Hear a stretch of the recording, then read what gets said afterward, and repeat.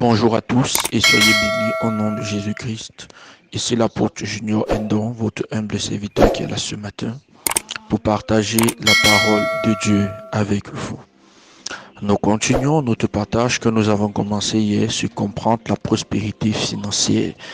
Et ce matin, nous verrons le thème intitulé La priorité numéro 1, le royaume de Dieu. La priorité numéro 1, le royaume de Dieu. Bien-aimés, lorsque nous parlons de l'argent, nous devons premièrement mettre des garde-fous, des éléments qui nous permettent d'être focalisés sur l'essentiel, des éléments qui nous empêchent de nous adonner à ce qui est constitué comme un obstacle à ce que Dieu veut enseigner et communiquer comme enseignement.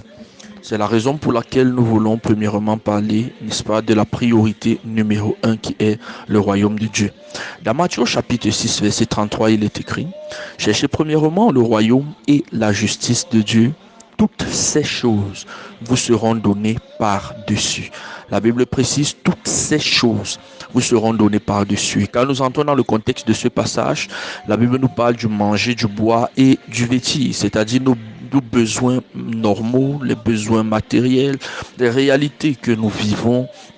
Toutes ces choses, Dieu nous les promet et il dit, cela vous sera donné par-dessus, vous aurez toutes ces choses. C'est-à-dire, Dieu est en train de nous dire, toutes ces choses, ce n'est pas difficile pour Dieu, mais il faut premièrement chercher le royaume et la justice de Dieu. Mais nous tenons sur le royaume de Dieu aujourd'hui parce que le royaume de Dieu, c'est la première des choses qui est mentionnée parmi ce que nous devons recevoir venant de Dieu.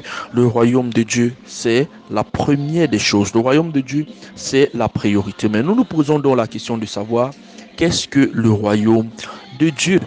Nous devons noter que le royaume de Dieu a deux aspects. Il y a le premier aspect qui est l'aspect spirituel ou alors l'aspect futur et il y a l'aspect présent. N'est-ce pas? Lorsque nous parlons de l'aspect présent, nous parlons du royaume physique, de la manifestation physique du royaume de Dieu. Et par la suite, il y a la manifestation spirituelle. Quand je parle de spirituel, c'est éternel, bien sûr, alors que nous avons la manifestation présente. Vous vous rendez compte que quand la Bible parle, la Bible pouvait par exemple dire, le royaume de Dieu s'est approché de vous. Là, il parlait de Jésus. Il disait peut-être que si vous chassez les démons, n'est-ce pas, ça veut dire que le royaume de Dieu s'est rapproché de vous. Autrement dit, il y a une réalité du royaume que nous devons vivre dans l'instant présent, qui est la manifestation de la gloire de Dieu pendant que nous sommes sur la terre. Ce royaume qui est présent, c'est de ça qu'il est, de ça qu'on mentionne. Parce que chaque fois que nous lisons le royaume de Dieu dans la Bible, nous devons nous poser la question de savoir de quel royaume s'agit-il. S'agit-il de l'aspect éternel ou alors de l'aspect présent? Maintenant, ici, il faut noter que nous parlons de l'aspect présent, n'est-ce pas, du royaume. L'aspect présent du royaume, c'est pas l'aspect éternel. L'aspect éternel, c'est lorsque peut-être nous allons mourir, lorsque nous serons enlevés, lorsque le royaume sera remis entre les mains de Dieu après le temps des nations. Maintenant, lorsque nous revenons donc ici, la Bible nous dit, bon, déjà ici nous notons que le royaume de Dieu c'est quoi? C'est une réalité spirituelle qui est présente au milieu de nous et qui se manifeste par la justice, la paix, la joie, n'est-ce pas, par le Saint-Esprit. C'est une réalité spirituelle que nous vivons. C'est le règne de Dieu dans les cœurs des croyants, caractérisé par l'obéissance à sa volonté et la communion avec lui. C'est le royaume qui amène la manifestation miraculeuse, l'œuvre miraculeuse, n'est-ce pas, l'œuvre de la rectification de tout ce que Satan a volé au monde entier. C'est ça le royaume de Dieu. Autrement dit, Dieu voudrait que nous puissions développer une communion personnelle et étroite avec lui. Une communion personnelle, une communion étroite, une communion importante avec lui. Donc ça, c'est le royaume de Dieu. Bien-aimés, notez que c'est important de comprendre que Dieu nous veut pour le royaume. Nicodème est venu dire à Jésus-Christ, par exemple, que, mais Seigneur, Personne ne peut faire les miracles que tu fais si Dieu n'est avec nous. Nous savons que tu es un docteur venu de Dieu. Jésus-Christ lui a dit, si quelqu'un est né de nouveau, il ne peut voir le royaume de Dieu. Le royaume dont on mentionne ici, c'est le royaume présent de Dieu, c'est-à-dire la manifestation miraculeuse de Dieu. C'est vivre sur la terre au-delà des réalités, au-delà des réalités terrestres. C'est en réalité ça, c'est de ça qu'il est question lorsque nous parlons du royaume dans ce contexte, bien sûr. Et on nous dit ici clairement que le royaume, n'est-ce pas, cherchez premièrement le royaume de Dieu. Bien aimé, il faut noter que la priorité pour Dieu, ce n'est pas peut-être que tu aies une bonne vie, que tu sois à l'aise, que tu puisses manger à ta faim.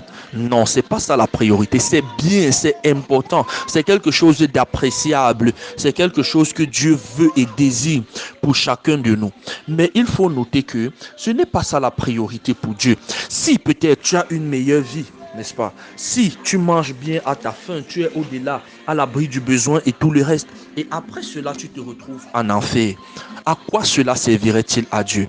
C'est la raison pour laquelle Dieu voudrait se rassurer que, en fait, le royaume, tu puisses le vivre et l'expérimenter. La priorité pour Dieu, c'est que tu puisses vivre le royaume, que tu puisses expérimenter le royaume, que tu entres en communion avec lui, que tu entres, que tu marches selon sa volonté, que tu vives pour lui, n'est-ce pas? Que tu expérimentes les réalités célestes sur la terre, que tu sois en communion, que tu sois, n'est-ce pas, tu vives, tu sois son esclave, tu sois en communion avec lui, tu marches en obéissance à sa volonté. C'est la raison pour laquelle à chaque fois que nous parlerons, par exemple, d'argent, d'élévation financière, que nous parlerons de prospérité, une des choses qu'il faut toujours se mettre en tête, c'est que l'argent, l'élévation, la prospérité n'est pas la priorité selon Dieu. Et si nous n'établissons pas les priorités, il est possible que nous nous retrouvons en train de poursuivre quelque chose qui, je veux dire, de poursuivre la mauvaise chose, ou alors quelque chose de bien, mais dans un sens inversé, ce qui ne serait pas avantageux. Donc, nous parlons d'argent, c'est vrai. Nous avons des besoins, c'est vrai. Nous avons des situations, c'est vrai. Nous devons prospérer, je suis d'accord. Mais il faudrait toujours noter que en ce moment, n'est-ce pas, si tu ne cherches pas, tu n'es pas premièrement à la recherche du royaume de Dieu, en ce moment, tu te retrouves en train d'être à côté du plan de Dieu pour ta vie. Recherche premièrement le royaume de Dieu. Développe ta relation avec Dieu. Développe ta communion avec Dieu. Développe, n'est-ce pas, une relation intime. Apprends à connaître Dieu. C'est ça d'abord qu'il te faut. Avant de commencer à parler argent, élévation spirituelle, prospérité. Parce que tu peux avoir toutes ces choses. Souvenez-vous de la parole de Jésus. Que servirait-il à un homme de gagner tout le monde entier s'il perdait son âme? Ça veut dire que pour Dieu, perdre l'âme est une chose catastrophique. Donc il te faut premièrement le royaume avant de commencer à parler des bénéfices du royaume. Et parmi les bénéfices, n'est-ce pas, nous parlerons de la prospérité financière. Je prie afin que le Seigneur t'accorde la sagesse et le discernement pour que tu puisses marcher dans les plans de Dieu dans le nom de Jésus-Christ.